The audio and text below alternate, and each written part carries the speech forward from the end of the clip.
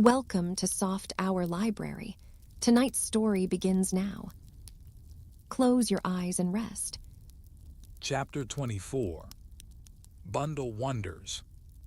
There was no doubt that Superintendent Battle was taken aback. He fingered his chin thoughtfully.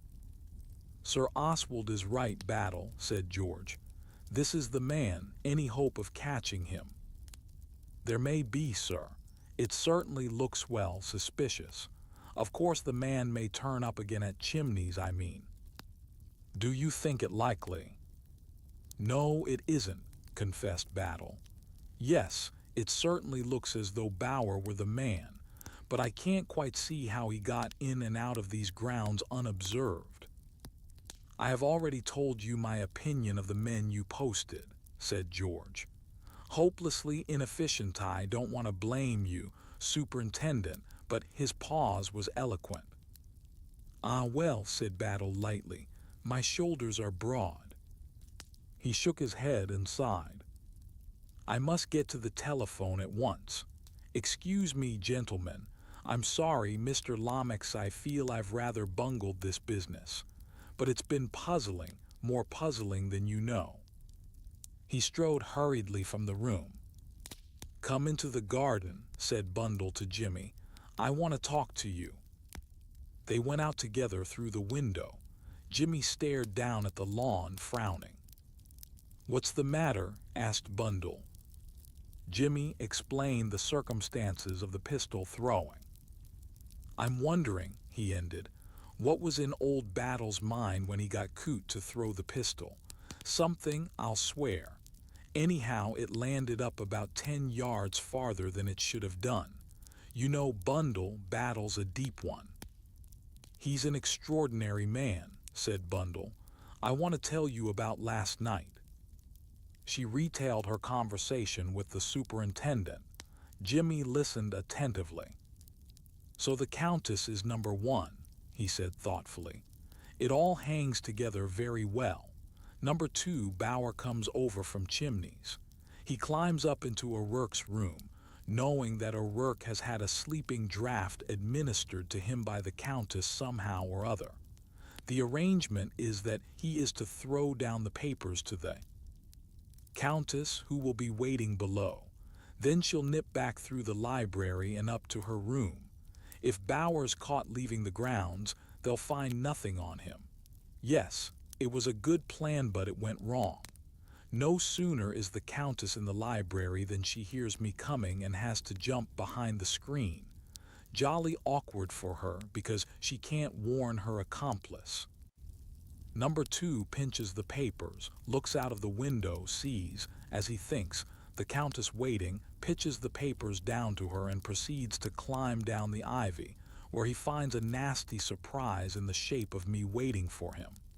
Pretty nervy work for the Countess waiting behind her screen. All things considered, she told a pretty good story. Yes, it all hangs together very well." "Too well," said Bundle decidedly. "Eh?" said Jimmy, surprised. "What about number 7? No. 7, who never appears but lives in the background. The Countess and Bower. No, it's not so simple as that. Bower was here last night, yes. But he was only here in case things went wrong as they have done.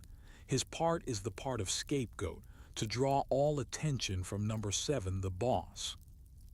"I say, Bundle," said Jimmy anxiously, "you haven't been reading too much sensational literature, have you?" Bundle threw him a glance of dignified reproach. "Well," said Jimmy, "I'm not yet like the Red Queen. I can't believe 6 impossible things before breakfast." "It's after breakfast," said Bundle. "Or even after breakfast. We've got a perfectly good hypothesis which fits the facts, and you won't have it at any price, simply because, like the old riddle, you want to make things more difficult."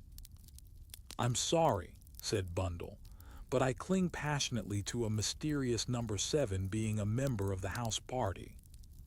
"What does Bill think?" "Bill," said Bundle coldly, "is impossible." "Oh," said Jimmy, "I suppose you've told him about the Countess. He ought to be warned. Heaven knows what he'll go blabbing about otherwise. He won't hear a word. Against her, said Bundle. He's simply idiotic. I wish you'd drive it home to him about that mole. You forget I wasn't in the cupboard, said Jimmy. And anyway, I'd rather not argue with Bill about his lady friend's mole.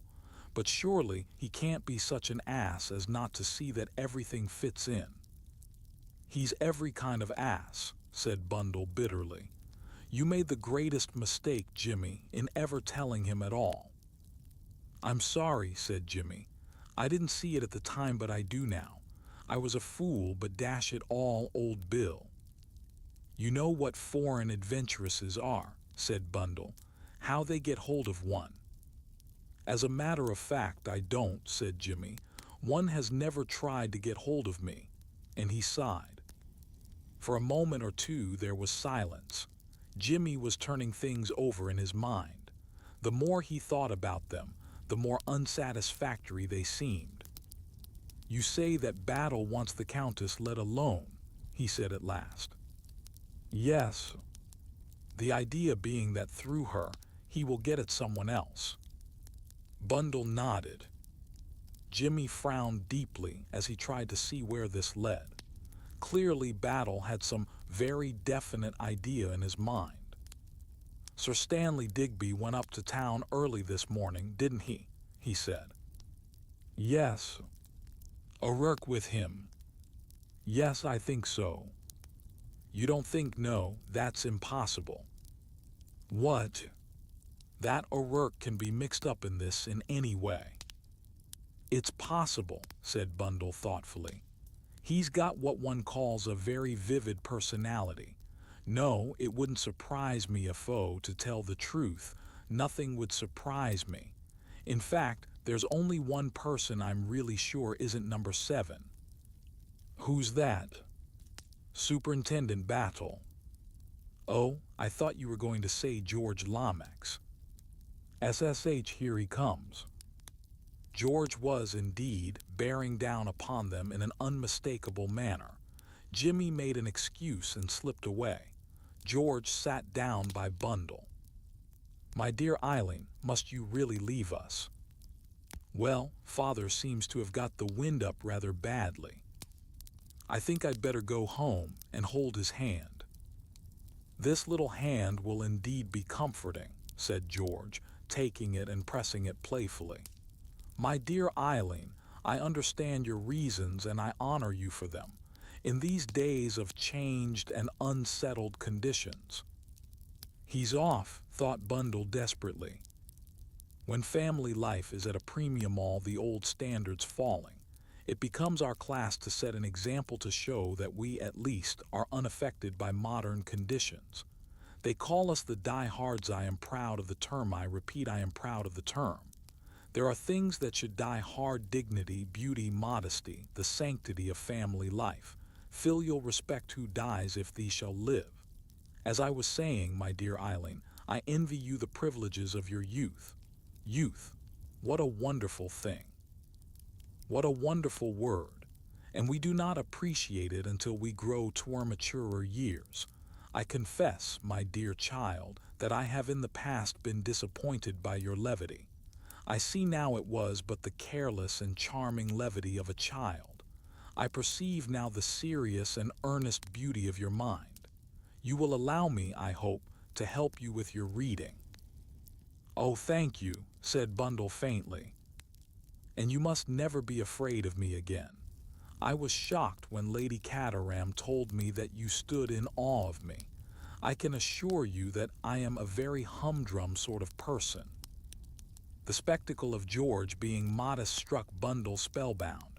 George continued, Never be shy with me, dear child, and do not be afraid of boring me. It will be a great delight to me to, if I may say so, form your budding mind. I will be your political mentor. We have never needed young women of talent and charm in the party more than we need them today. You may well be destined to follow in the footsteps of your aunt, Lady Caterham. This awful prospect knocked Bundle out completely. She could only stare helplessly at George. This did not discourage him, on the contrary. His main objection to women was that they talked too much. It was seldom that he found what he considered a really good listener. He smiled benignantly at Bundle. The butterfly emerging from the chrysalis, a wonderful picture. I have a very interesting work on political economy. I will look it out now, and you can take it to Chimneys with you. When you have finished it, I will discuss it with you. Do not hesitate to write to me if any point puzzles you. I have many public duties, but by unsparing work I can always make time for the affairs of my friends. I will look for the book. He strode away. Bundle gazed after him with a dazed expression. She was roused by the unexpected advent of Bill. "Look here," said Bill. "What the hell was Cotters holding your hand for?" "It wasn't my hand," said Bundle wildly. "It was my budding mind." "Don't be an ass, Bundle."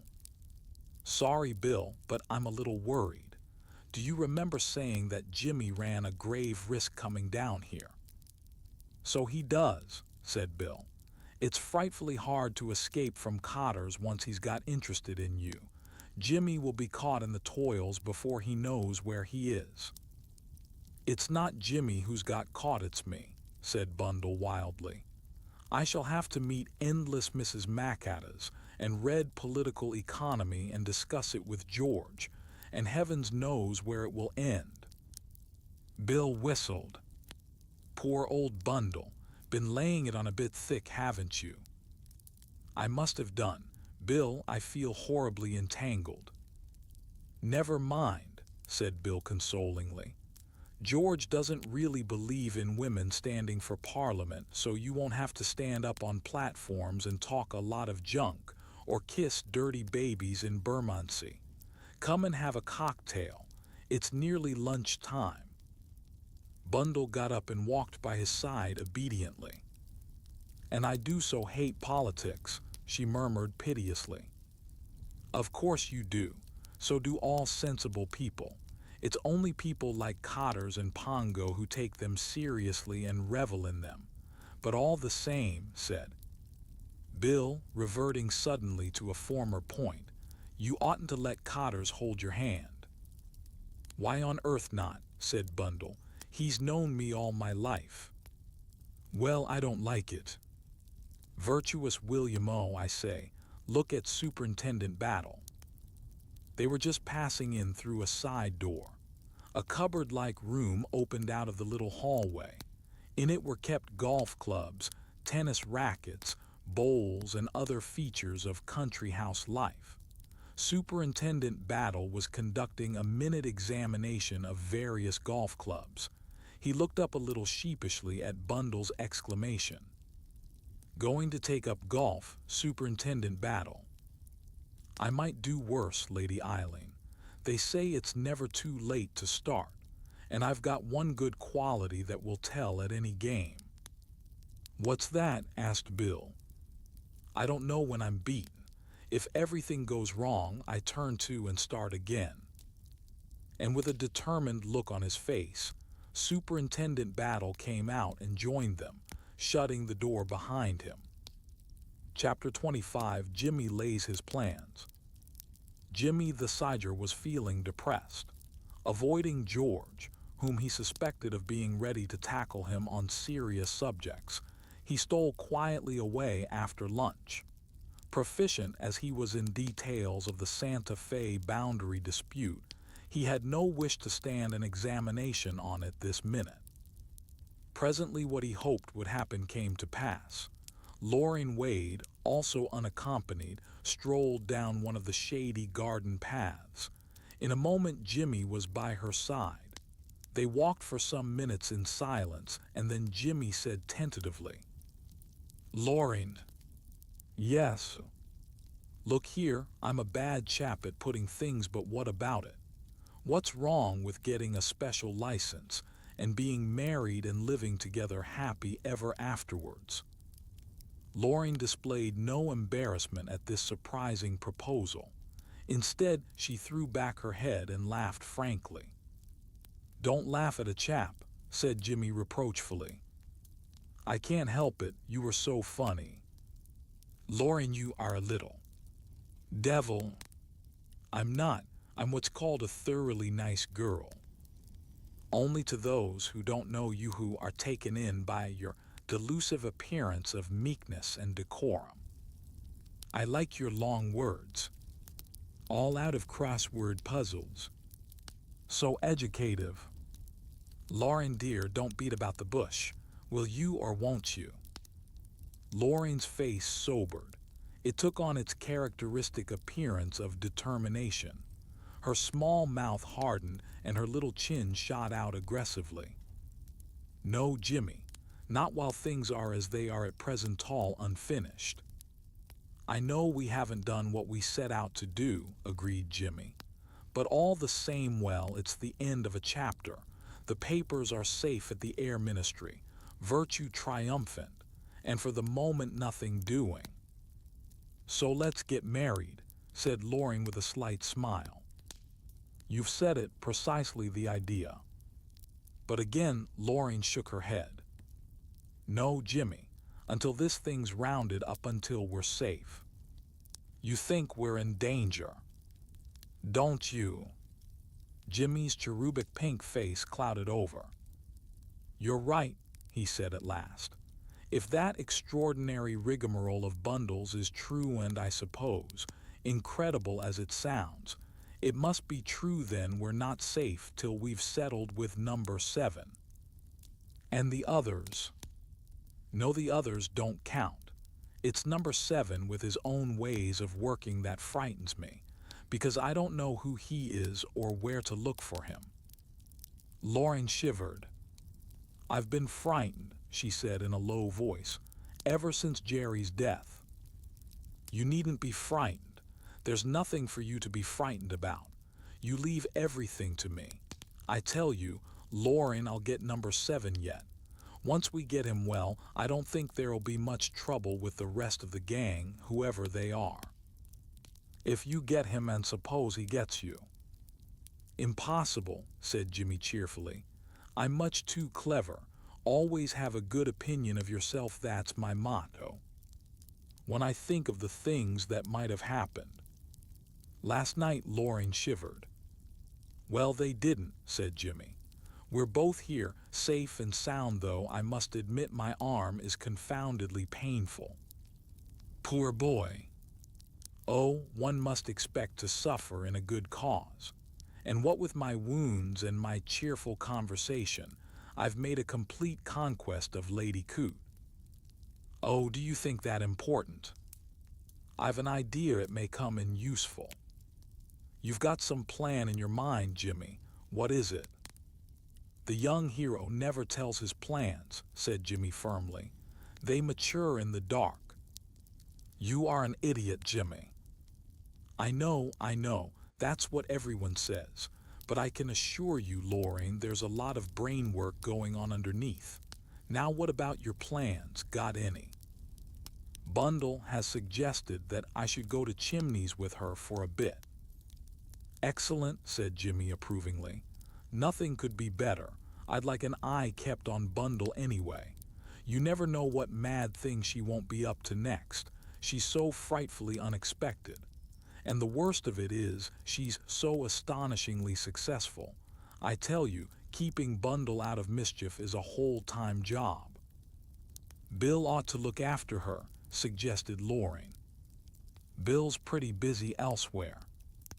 Don't you believe it, said Loring. What, not the Countess, but the lad's potty about her. Loring continued to shake her head. There's something there I don't quite understand, but it's not the Countess with Bill, it's Bundle. Why, this morning Bill was talking to me when Mr. Lomax came out and sat down by Bundle. He took her hand or something, and Bill was off like a rocket. What a curious taste some people have, observed Mr. the Sider. Fancy anyone who was talking to you wanting to do anything else. But you surprise me very much, Loring. I thought our simple Bill was enmeshed in the toils of the beautiful foreign adventuress. Bundle thinks so, I know. Bundle may, said Loring, but I tell you, Jimmy, it isn't so. Then what's the big idea? Don't you think it possible that Bill is doing a bit of sleuthing on his own? Bill, he hasn't got the brains. I'm not so sure. When a simple, muscular person like Bill does set out to be subtle, no one ever gives him credit for it. And in consequence, he can put in some good work. Yes, there's something in that. But all the same, I'd never have thought it of Bill. He's doing the Countess's little woolly lamb to perfection.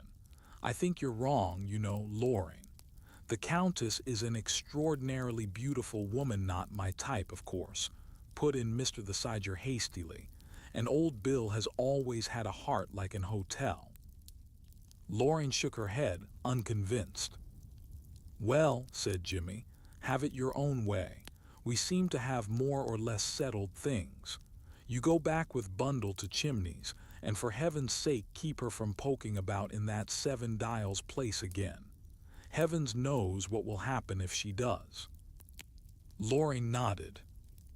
And now, said Jimmy, I think a few words with Lady Coote would be advisable. Lady Coote was sitting on a garden seat doing wool work. The subject was a disconsolate and somewhat misshapen young woman weeping over an urn. Lady Coote made room for Jimmy by her side, and he promptly, being a tactful young man, admired her work. Do you like it? Said Lady Coote, pleased. It was begun by my Aunt Selina the week before she died. Cancer of the liver, poor thing. How beastly, said Jimmy. And how is the arm? Oh, it's feeling quite all right. Bit of a nuisance and all that, You'll have to be careful, said Lady Coote in a warning voice. I've known blood poisoning set in, and in that case you might lose your arm altogether. Oh, I say, I hope not. I'm only warning you, said Lady Coote. Where are you hanging out now? Inquired Mr. the Sider. Town or where? Considering that he knew the answer to his query perfectly well, he put the question with a praiseworthy amount of ingenuousness. Lady, Coote sighed heavily. Sir Oswald has taken the Duke of Alton's place. Leatherbury, you know it perhaps. Oh, rather topping place, isn't it? Oh, I don't know, said Lady Coote. It's a very large place and gloomy, Rows of picture galleries with such forbidding-looking people. What they call old masters are very depressing, I think. You should have seen a little house we had in Yorkshire, Mr. the Sider, when Sir Oswald was playing Mr. Coote. Such a nice lounge hall and a cheerful drawing-room with an Inglenook white striped paper with a frieze of wisteria I chose for it, I remember. Satin stripe, not moire. Much better taste, I always think. The dining room faced northeast, so we didn't get much sun in it, but with a good bright scarlet paper and a set of those comic hunting prints, why, it was as cheerful as Christmas. In the excitement of these reminiscences, Lady Coote dropped several little balls of wool, which Jimmy dutifully retrieved. Thank you, my dear, said Lady Coote. Now, what was I saying? Oh, about houses, yes, I do like a cheerful house, and choosing things for it gives you an interest. I suppose Sir Oswald will be buying a place of his own one of these days, suggested Jimmy, and then you can have it just as you like. Lady Coote shook her head sadly. Sir Oswald talks of a firm doing it, and you know what that means. Oh, but they'd consult you. It would be one of those grand places all for the antique. They'd look down on the things I call comfortable and homey. Not but that Sir Oswald wasn't very comfortable and satisfied in his home always, and I dare say his tastes are just the same underneath. But nothing will suit him now but the best. He's got on wonderfully, and naturally he wants something to show for it, but many's the time I wonder where it will end. Jimmy looked sympathetic. It's like a runaway horse, said Lady Coote. Got the bit between its teeth and away it goes. It's the same with Sir Oswald. He's got on and he's got on till he can't stop getting on. He's one of the richest men in England now, but does that satisfy him? No, he wants still more. He wants to be, I don't know what he wants to be. I can tell you it frightens me sometimes. Like the Persian Johnny, said Jimmy, who went about wailing for fresh worlds to conquer. Lady Coote nodded acquiescence without much knowing what Jimmy was talking about. What I wonder is, will his stomach stand it? She went on tearfully. To have him an invalid with his ideas, oh, it won't bear thinking of. He looks very hardy, said Jimmy consolingly. He's got something on his mind, said Lady Coote. Worried, that's what he is, I know. What's he worried about? I don't know, perhaps something at the works. It's a great comfort for him having Mr. Bateman, such an earnest young man and so conscientious. Marvelously conscientious, agreed Jimmy. Oswald thinks a lot of Mr. Bateman's judgment. He says that Mr. Bateman is always right. That was one of his worst characteristics years ago, said Jimmy feelingly. Lady Coote looked slightly puzzled. That was an awfully jolly weekend I had with you at Chimney's, said Jimmy. I mean, it would have been awfully jolly if it hadn't been for poor old Jerry kicking the bucket. Jolly nice girls. I find girls very perplexing, said Lady Coote. Not romantic, you know. Why, I embroidered some handkerchiefs for Sir Oswald with my own hair when we were engaged. Did you? Said Jimmy. How marvelous. But I suppose girls haven't got long enough hair to do that nowadays. That's true, admitted Lady Coote. But oh, it shows in lots of other ways. I remember when I was a girl, one of my young men picked up a handful of gravel, and a girl who was with me said at once that he was treasuring it because my feet had trodden on it. Such a pretty idea, I thought, though it turned out afterwards that he was taking a course of mineralogy, or do I mean geology, at a technical school. But I liked the idea and stealing a girl's handkerchief and treasuring it, all those sort of things. Awkward if the girl wanted to blow her nose, said the practical Mr. the Siger. Lady Coote laid down her woolwork and looked searchingly but kindly at him. Come now, she said, isn't there some nice girl that you fancy, that you'd like to work and make a little home for? Jimmy blushed and mumbled. I thought you got on very well with one of those girls at Chimney's, that time Vera Daventry. Socks. They do call her that, admitted Lady Coote. I can't think why it isn't pretty. Oh, she's a topper, said Jimmy. I'd like to meet her again. She's coming down to stay with us next weekend. Is she? Said Jimmy, trying to infuse a large amount of wistful longing into the two words. Yes, would you like to come? I would, said Jimmy heartily. Thanks ever so much, Lady Coote. And reiterating fervent thanks, he left her. Sir Oswald presently joined his wife. What has that young jackanapes been boring you about? He demanded. I can't stand that young fellow.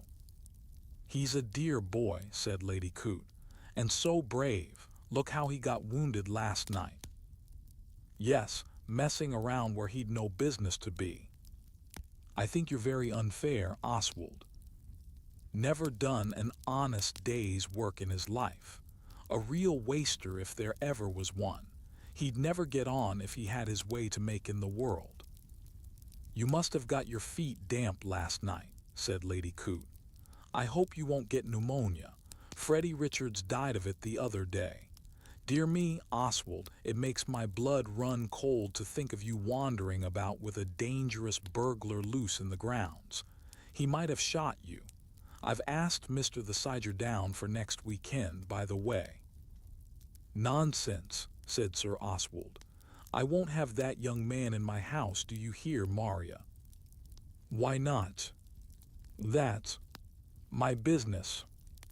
I'm so sorry, dear, said Lady Coote placidly. I've asked him now, so it can't be helped.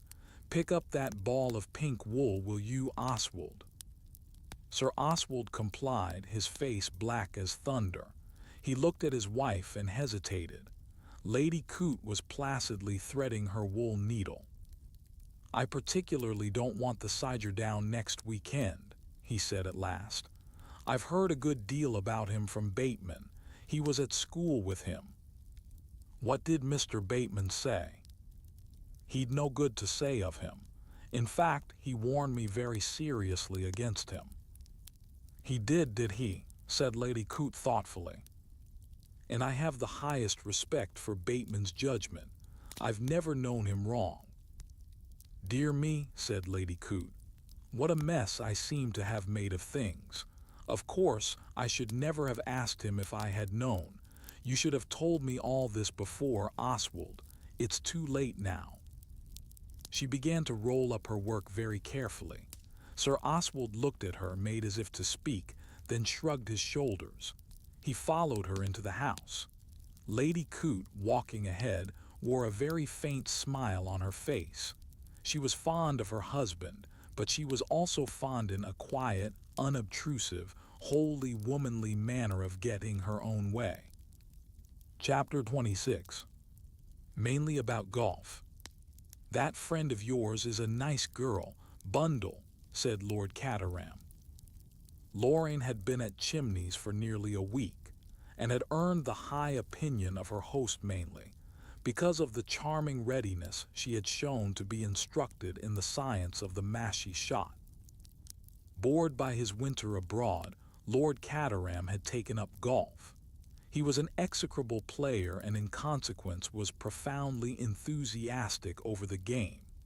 He spent most of his mornings lofting mashie shots over various shrubs and bushes, or rather, essaying to loft them, hacking large bits out of the velvety turf, and generally reducing MacDonald to despair. We must lay out a little course, said Lord Caterham, addressing a daisy. A sporting little course. Now then, just watch this one, Bundle. Off the right knee, slow back, keep the head still and use the wrists. The ball, heavily topped, scudded across the lawn and disappeared into the unfathomed depths of a great bank of rhododendrons. Curious, said Lord Caterham. What did I do then, I wonder? As I was saying, Bundle, that friend of yours is a very nice girl. I really think I am inducing her to take quite an interest in the game. She hit some excellent shots this morning, really quite as good as I could do myself.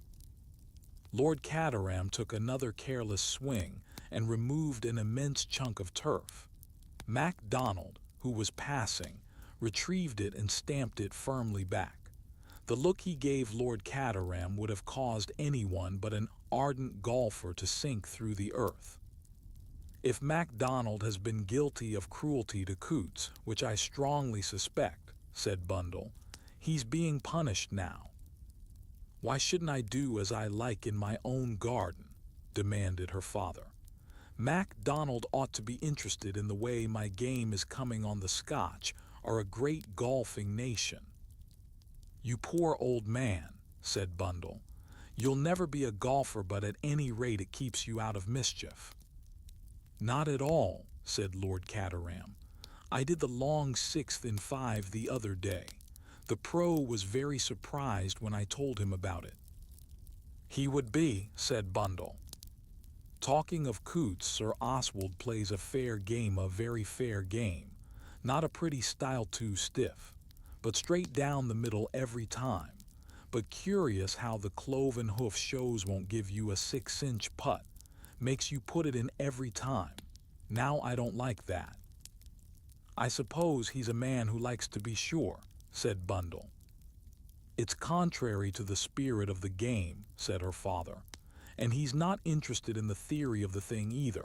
Says he just plays for exercise and doesn't bother about style. Now, that secretary chap, Bateman, is quite different. It's the theory interests him. I was slicing badly with my spoon, and he said it all came from too much right arm, and he evolved a very interesting theory. It's all left arm in golf. The left arm is the arm that counts. He says he plays tennis left-handed but golf with ordinary clubs because there his superiority with the left arm tells. And did he play very marvelously? Inquired Bundle. No, he didn't, confessed Lord Caterham. But then he may have been off his game. I see the theory all right, and I think there's a lot in it. Ah, did you see that one, Bundle? Right over the rhododendrons. A perfect shot. Ah, if one could be sure of doing that every time. Yes, Treadwell, what is it? Treadwell addressed Bundle. Mr. the Siger would like to speak to you on the telephone, my lady. Bundle set off at full speed for the house, yelling Loring, Loring, as she did so. Loring joined her just as she was lifting the receiver. Hallo, is that you, Jimmy? Hallo, how are you? Very fit, but a bit bored. How's Loring? She's all right, she's here. Do you want to speak to her? In a minute. I've got a lot to say. To begin with, I'm going down to the Coots for the weekend, he said significantly. Now, look here, Bundle, you don't know how one gets hold of skeleton keys, do you? Haven't the foggiest. Is it really necessary to take skeleton keys to the Coots? Well, I had a sort of idea they'd come in handy. You don't know the sort of shop one gets them at. What you want is a kindly burglar friend to show you the ropes. I do, Bundle, I do. And unfortunately, I haven't got one. I thought perhaps your bright brain might grapple successfully with the problem. But I suppose I shall have to fall back upon Stevens as usual. He'll be getting some funny ideas in his head soon about me, first a blue-nosed automatic and now skeleton keys. He'll think I've joined the criminal classes. Jimmy, said Bundle. Yes. Look here, be careful, won't you? I mean, if Sir Oswald finds you nosing around with skeleton keys, well, I should think he could be very unpleasant when he likes. Young man of pleasing appearance in the dock. All right, I'll be careful. Pongo's the fellow I'm really frightened of. He sneaks around so on those flat feet of his. You never hear him coming. And he always did have a genius for poking his nose in where he wasn't wanted, but trust to the boy hero. Well, I wish Loring and I were going to be there to look after you. Thank you, nurse. As a matter of fact, though, I have a scheme. Yes. Do you think you and Loring might have a convenient car breakdown near Leatherbury tomorrow morning? It's not so very far from you, is it? 40 miles, that's nothing. I thought it wouldn't be to you. Don't kill Loring, though. I'm rather fond of Loring. All right, then somewhere round about 12:15. So that they invite us to lunch. That's the idea. I say, Bundle, I ran into that girl's socks yesterday, and what do you think Terence O'Rourke is going to be down there this weekend? Jimmy, do you think he? Well, suspect everyone, you know. That's what they say. He's a wild lad and daring as they make them. I wouldn't put it past him to run a secret society. He and the Countess might be in this together. He was out in Hungary last year. But he could pinch the formula any time. That's just what he couldn't. He'd have to do it under circumstances where he couldn't be suspected. But the retreat up the ivy and into his own bedwell, that would be rather neat. Now for instructions. After a few polite nothings to Lady Coote, you and Loring are to get hold of Pongo and O'Rourke by hook or by crook and keep them occupied till lunch time. See, it oughtn't to be difficult for a couple of beautiful girls like you. You're using the best butter, I see. A plain statement of fact. Well, at any rate, your instructions are duly noted. Do you want to talk to Loring now?" Bundle passed over the receiver and tactfully left the room. Chapter 27. Nocturnal Adventure. Jimmy the Sidger arrived at Leatherbury on a sunny autumn afternoon and was greeted affectionately by Lady Coote and with cold dislike by Sir Oswald. Aware of the keen matchmaking eye of Lady Coote upon him, Jimmy took pains to make himself extremely agreeable to Socks Daventry. O'Rourke was there in excellent spirits. He was inclined to be official and secretive about the mysterious events at the Abbey, about which Socks catechized him freely, but his official reticence took a novel form, namely that of embroidering the tale of events in such a fantastic manner that nobody could possibly guess what the truth might have been. 4 masked men with revolvers. Is that really so? Demanded Socks severely. "Ah, I'm remembering now that there was the round half-dozen of them to hold me down and force the stuff down my throat. Sure, and I thought it was poison, and I done for entirely." "And what was stolen, or what did they try and steal?" "What else but the crown jewels of Russia that were brought to Mr. Lomax secretly to deposit in the Bank of England." "What a bloody liar you are," said Socks without emotion. "A liar, aye, and the jewels brought over by aeroplane with my best friend as pilot. This is secret history I'm telling you, Socks. Will you ask Jimmy the Sidger there if you don't believe me? Not that I'd be putting any trust in what he'd say." "Is it true," said Socks, "that George Lomax came down without his false teeth? That's what I want to know." "There were 2 revolvers," said Lady Coote. "Nasty things, I saw them myself. It's a wonder this poor boy wasn't killed." "Oh, I was born to be hanged," said Jimmy. "I hear that there was a Russian countess there of subtle beauty," said Socks, "and that she vamped Bill." "Some of the things she said about Budapest were too dreadful," said Lady Coote. "I shall never forget them. Oswald, we must send a subscription." Sir Oswald grunted. "I'll make a note of it, Lady Coote," said Rupert Bateman. "Thank you, Mr. Bateman. I feel one ought to do something as a thank offering. I can't imagine how Sir Oswald escaped being shot letting alone die of pneumonia." "Don't be foolish, Maria," said Sir Oswald. "I've always had a horror of cat burglars," said Lady Coote. "Think of having the luck to meet one face to face. How thrilling," murmured Socks. "Don't you believe it," said Jimmy. "It's damned painful," and he patted his right arm gingerly. "How is the poor arm?" inquired Lady Coote. "Oh, pretty well all right now, but it's been the most confounded nuisance having to do everything with the left hand. I'm no good whatever with it." "Every child should be brought up to be ambidextrous," said Sir Oswald. "Oh," said Socks, somewhat out of her depth, "is that like seals?" "Not amphibious," said Mr. Bateman. "Ambidextrous means using either hand equally well." "Oh," said Socks, looking at Sir Oswald with respect, "can you?" "Certainly, I can write with either hand." "But not with both at once." "That would not be practical," said Sir Oswald shortly. "No," said Socks thoughtfully. "I suppose that would be a bit too subtle." "It would be a grand thing now in a government department," observed Mr. O'Rourke, "if one could keep the right hand from knowing what the left hand was doing." "Can you use both hands?" "No, indeed.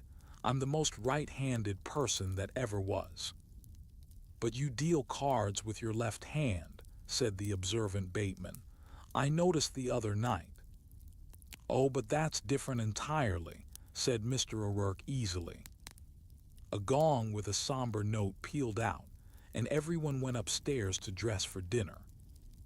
After dinner, Sir Oswald and Lady Coote, Mr. Bateman and Mr. O'Rourke played bridge, and Jimmy passed a flirtatious evening with socks. The last words Jimmy heard as he retreated up the staircase that night were Sir Oswald saying to his wife, "You'll never make a bridge player, Maria." And her reply, "I know, dear, so you always say. You owe Mr. O'Rourke another £1, Oswald, that's right." It was some 2 hours later that Jimmy crept noiselessly, or so he hoped, down the stairs. He made one brief visit to the dining room and then found his way to Sir Oswald's study. There, after listening intently for a minute or two, he set to work. Most of the drawers of the desk were locked, but a curiously shaped bit of wire in Jimmy's hand soon saw to that. One by one, the drawers yielded to his manipulations. Drawer by drawer he sorted through methodically, being careful to replace everything in the same order. Once or twice he stopped to listen, fancying he heard some distant sound, but he remained undisturbed. The last drawer was looked through. Jimmy now knew or could have known had he been paying attention many interesting details relating to steel, but he had found nothing of what he wanted a reference to Herr Eberhard's invention, or anything that could give him a clue to the identity of the mysterious number 7. He had, perhaps, hardly hoped that he would. It was an off chance, and he had taken it, but he had not expected much result except by sheer luck.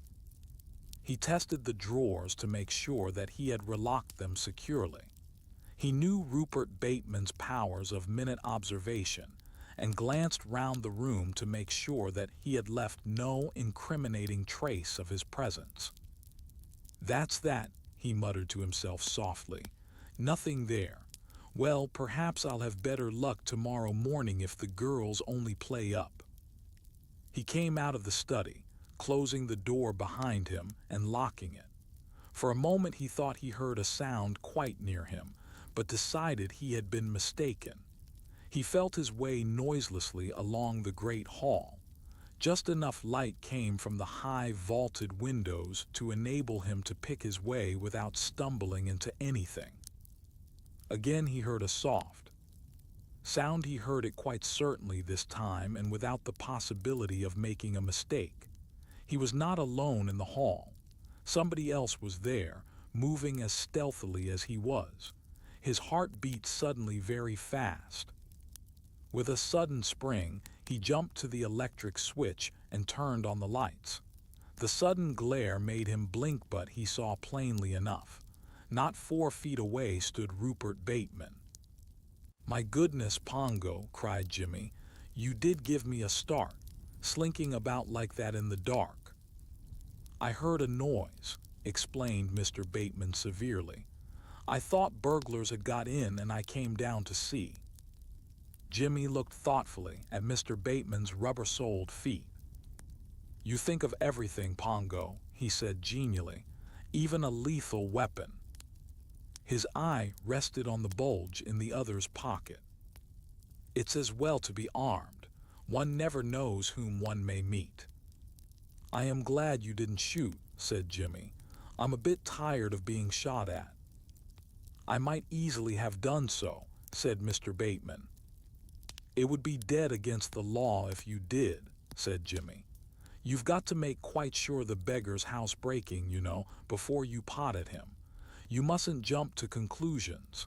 Otherwise you'd have to explain why you shot a guest on a perfectly innocent errand like mine. By the way, what did you come down for?" "I was hungry," said Jimmy. "I rather fancied a dry biscuit." "There are some biscuits in a tin by your bed," said Rupert Bateman.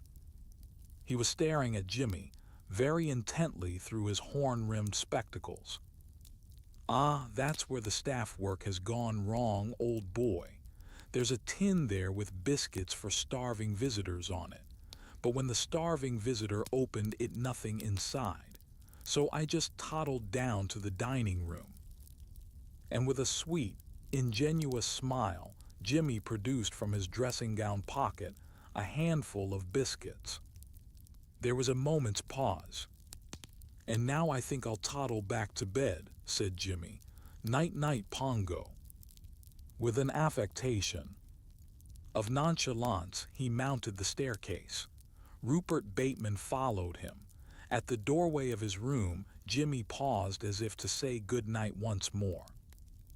"It's an extraordinary thing about these biscuits," said Mr. Bateman. "Do you mind if I just—" "Certainly, laddie, look for yourself." Mr. Bateman strode across the room, opened the biscuit box and stared at its emptiness. "Very remiss," he murmured. "Well, good night." He withdrew. Jimmy sat on the edge of his bed listening for a minute. "That was a narrow shave," he murmured to himself. "Suspicious sort of chap, Pongo, never seems to sleep. Nasty habit of his prowling around with a revolver." He got up and opened one of the drawers of the dressing table. Beneath an assortment of ties lay a pile of biscuits. "There's nothing for it," said Jimmy. "I shall have to eat all the damned things. 10 to 1, Pongo will come prowling round in the morning." With a sigh, he settled down to a meal of biscuits for which he had no inclination whatever. Chapter 28.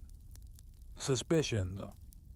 It was just on the appointed hour of 12 o'clock that Bundle and Loring entered the park gates, having left the Hispano at an adjacent garage. Lady Coote greeted the two girls with surprise but distinct pleasure, and immediately pressed them to stay to lunch. O'Rourke, who had been reclining in an immense armchair, began at once to talk with great animation to Loring, who was listening with half an ear to Bundle's highly technical explanation of the mechanical troubles which had affected the Hispano. "And we said," ended Bundle, "how marvelous that the brute should have broken down just here. Last time it happened was on a Sunday at a place called Little Spedlington under the hill, and it lived up to its name, I can tell you." "That would be a grand name on the films," remarked O'Rourke. "Birthplace of the simple country maiden," suggested Socks. "I wonder now," said Lady Coote, "where Mr. the Siger is." "He's in the billiard room, I think," said Socks. "I'll fetch him." She went off, but had hardly gone a minute when Rupert Bateman appeared on the scene, with the harassed and serious air usual with him. "Yes, Lady Coote. The Siger said you were asking for me. How do you do, Lady Eileen?" He broke off to greet the two girls, and Loring immediately took the field. "Oh, Mr. Bateman, I've been wanting to see you. Wasn't it you who was telling me what to do for a dog when he is continually getting sore paws?" The secretary shook his head. "It must have been someone else, Miss Wade, though, as a matter of fact, I do happen to know." "What a wonderful young man you are," interrupted Loring. "You know about everything." "One should keep abreast of modern knowledge," said Mr. Bateman seriously. "Now about your dog's paws." Terence O'Rourke murmured sotto voce to Bundle.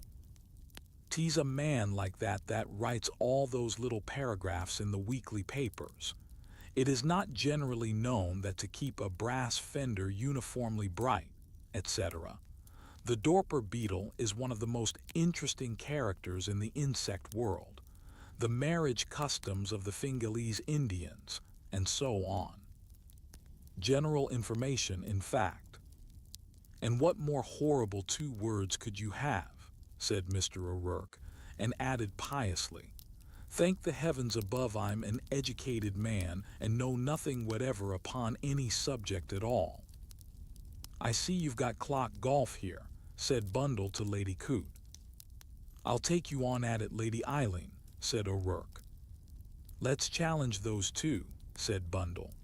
"Loring, Mr. O'Rourke and I want to take you and Mr. Bateman on at clock golf." "Do play, Mr. Bateman," said Lady Coote, as the secretary showed a momentary hesitation. "I'm sure Sir Oswald doesn't want you." The 4 went out on the lawn. "Very cleverly managed, what?" whispered Bundle to Loring. "Congratulations on our girlish tact." The round ended just before 1 o'clock, victory going to Bateman and Loring. "But I think you'll agree with me, partner," said Mr. O'Rourke, "that we played a more sporting game. He lagged a little behind with Bundle. Old Pongo's a cautious player, he takes no risks. Now with me it's neck or nothing, and a fine motto through life, don't you agree, Lady Eileen?" "Hasn't it ever landed you in trouble?" asked Bundle, laughing. "To be sure it has, millions of times, but I'm still going strong. Sure, it'll take the hangman's noose to defeat Terence O'Rourke." Just then, Jimmy the Sidger strolled round the corner of the house. "Bundle, by all that's wonderful," he exclaimed. "You've missed competing in the autumn meeting," said O'Rourke. "I'd gone for a stroll," said Jimmy. "Where did these girls drop from?" "We came on our flat feet," said Bundle. "The Hispano let us down." And she narrated the circumstances of the breakdown. Jimmy listened with sympathetic attention. "Hard luck," he vouchsafed. "If it's going to take some time, I'll run you back in my car after lunch." A gong sounded at that moment and they all went in. Bundle observed Jimmy covertly. She thought she had noticed an unusual note of exultance in his voice. She had the feeling that things had gone well. After lunch, they took a polite leave of Lady Coote, and Jimmy volunteered to run them down to the garage in his car. As soon as they had started, the same word burst simultaneously from both girls' lips. "Well," Jimmy chose to be provoking. "Well, oh, pretty hearty, thanks. Slight indigestion owing to overindulgence in dry biscuits." "But what has happened?" "I tell you, devotion to the cause made me eat too many dry biscuits, but did our hero flinch? No, he did not." "Oh, Jimmy," said Loring reproachfully, and he softened. "What do you really want to know?" "Oh, everything. Didn't we do it well? I mean the way we kept Pongo and Terence O'Rourke in play." "I congratulate you on the handling of Pongo. O'Rourke was probably a sitter, but Pongo is made of other stuff.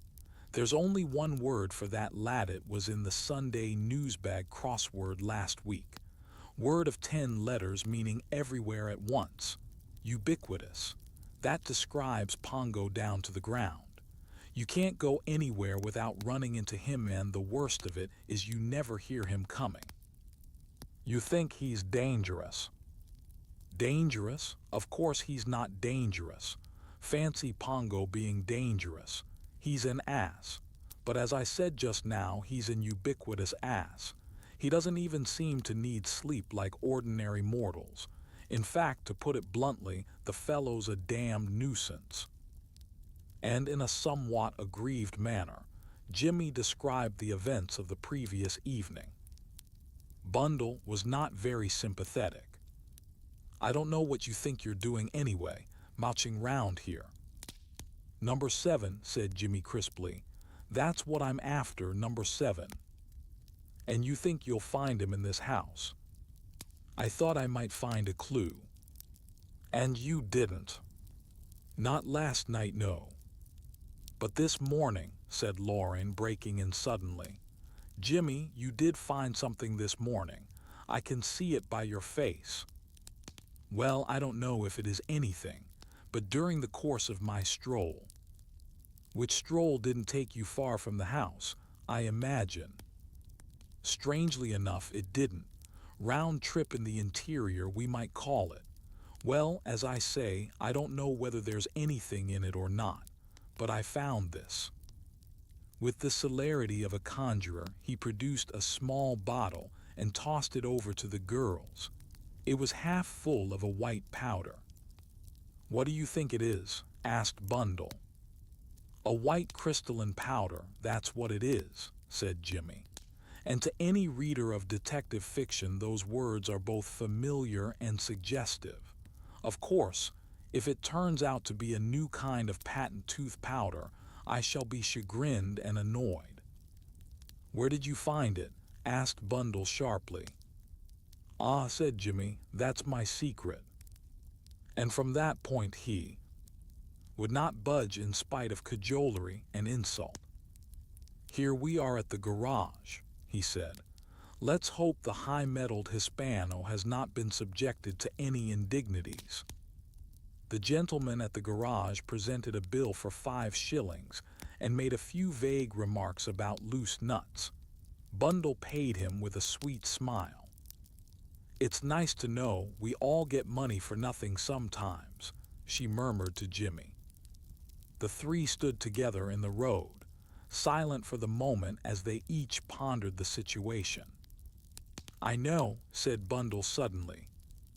"Know what?" "Something I meant to ask you and nearly forgot. Do you remember that glove that Superintendent Battle found, the half-burnt one?" "Yes." "Didn't you say that he tried it on your hand?" "Yes, it was a shade big. That fits in with the idea of its being a big, hefty man who wore it." "That's not at all what I'm bothering about. Never mind the size of it. George and Sir Oswald were both there too, weren't they?" "Yes." "He could have given it to either of them to fit on." "Yes, of course." "But he didn't. He chose you. Jimmy, don't you see what that means?" Mr. the Siger stared at her. "I'm sorry, Bundle. Possibly the jolly old brain isn't functioning as well as usual, but I haven't the faintest idea what you're talking about." "Don't you see, Lauren?" Lauren looked at her curiously but shook her head. "Does it mean anything in particular?" "Of course it does. Don't you see Jimmy had his right hand in a sling?" "By Jove, Bundle," said Jimmy slowly. "It was rather odd now I come to think of it. It's being a left-hand glove, I mean. Battle never said anything. He wasn't going to draw attention to it. By trying it on you it might pass without notice being drawn to it. And he talked about the size just to put everybody off. But surely it must mean that the man who shot at you held the pistol in his left hand." "So we've got to look for a left-handed man," said Lauren thoughtfully. "Yes. And I'll tell you another thing. That was what Battle was doing looking through the golf clubs. He was looking for a left-handed man's." "By Jove," said Jimmy suddenly. "What is it?" "Well, I don't suppose there's anything in it, but it's rather curious." He retailed the conversation at tea the day before. "So Sir Oswald Coote is ambidextrous," said Bundle. "Yes, and I remember now on that night at Chimneys, you know, the night Jerry Wade Di was watching the bridge and thinking idly how awkwardly someone was dealing in, then realizing that it was because they were dealing with the left hand. Of course, it must have been Sir Oswald." They all three looked at each other. Lauren shook her head. "A man like Sir Oswald Coote, it's impossible. What could he have to gain by it?" "It seems absurd," said Jimmy, "and yet—" "Number 7 has his own ways of working," quoted Bundle softly. "Supposing this is the way Sir Oswald has really made his fortune. But why stage all that comedy at the Abbey when he'd had the formula at his own works?" "There might be ways of explaining that," said Lauren. "The same line of argument you used about Mr. O'Rourke. Suspicion had to be diverted from him and placed in another quarter." Bundle nodded eagerly. "It all fits in. Suspicion is to fall on Bower and the Countess. Who on earth would ever dream of suspecting Sir Oswald Coote?" "I wonder if Battle does," said Jimmy slowly. Some chord of memory vibrated in Bundle's mind. Superintendent Battle plucking an ivy leaf off the millionaire's coat. Had Battle suspected all the time?